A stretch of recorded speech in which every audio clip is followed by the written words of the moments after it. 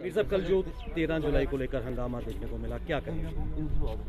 तो हमने पहले से ही उम्मीद रखी थी कि कम से कम इस सेशन में इस तरह का दोनों तरफ से नोका जोकी ना हो, बट फिर भी शायद सिचुएशन ऐसी उत्पन्न हुई कि ऐसा सिचुएशन सामने आया। मेरे ख्याल से कोशिश होनी चाहिए कि एक दूसरे के सेंटिमेंट्स को एहतराम होना चाहिए। यही हमारा आज का सबसे बड़ा सोच भी था, मुद्दा भी था कि कम से कम ये हाउस प्योर एंड प्योर लोगों के इश्यूज़ को लेकर के डिबेट करे, डिस्कस करे।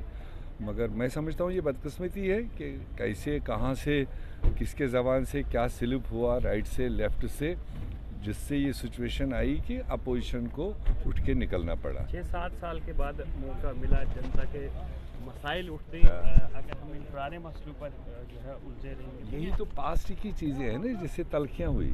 तो आज की ये कमिटमेंट थी कि उस तरह की चीज़ों को अवॉइड किया जाना चाहिए। इनसे ज़्यादा लोगों को पेट नहीं भरना है, चाहे वो किसी साइड से आया तो पेट नहीं भरना है। ये हाउस इस बार ज़्यादा से ज़्यादा 7 साल के बाद ये हाउस लग रहा है। तो जो 7 साल के मुद्दे हैं, जो लोगों के इश्यूज़ हैं, अनएम्प्लॉयड यूथ के इश्यूज़ हैं, बाकी लोगों के इश्यूज़ हैं, वो ज़्यादा से ज़्यादा हाईलाइट हो, सरकार उस पर अपना जवाब दे, ये टारगेट रहना चाहिए। मगर कैसे हुआ तो मैं बीजेपी कह रही है कि जो 13 जुलाई का दिन है, ये 7 दिन के रूप में बीजेपी मनाती आएगी।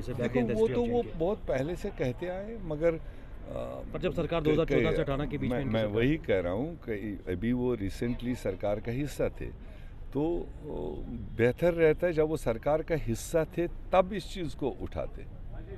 यही तो कथनी और करनी में बहुत लोगों को फ़र्क रहता है। जब मीठा फल खाने को मिलता है तो तब कई चीज़ें पेट में दबा के रखते हैं, तो जब फल नहीं मिला तो इस तरह के मुद्दों को उठाते हैं। ये पास्ट की चीज़ें हैं, उसको अब छोड़ देना चाहिए, आगे के रास्ते नापने चाहिए, आगे जो बेहतर हो सकता है वो करना चाहिए।